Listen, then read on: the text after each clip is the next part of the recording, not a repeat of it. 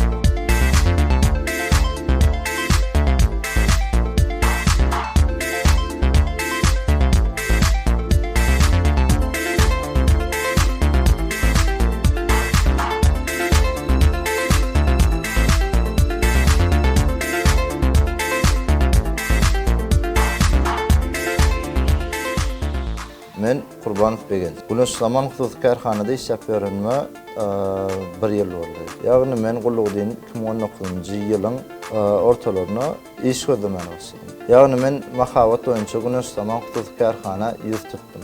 Köle görüňdeş geçip mart aýynyň 18-ine 2019-njy ýylda men işe başladym.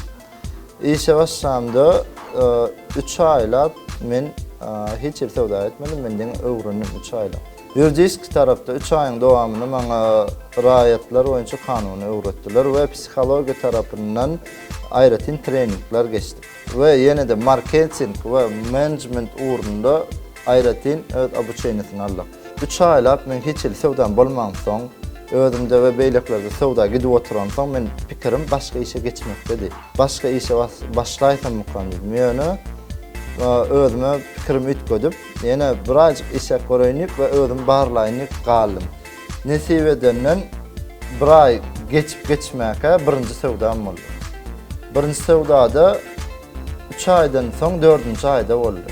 Birinji sowdamda özüme we işe bolan howasym artdy we ynamy döredi. Şeýdip men öz işimi uğruna saldym we işim gidi urdy. Hudaýa şükür 2019-njy ýylyň 18 martdan bäri şu anda çeni 35 saniye yapılan işlem var. Hiç bir müşterimiň nerede açılıp görkeden yeri bolmady.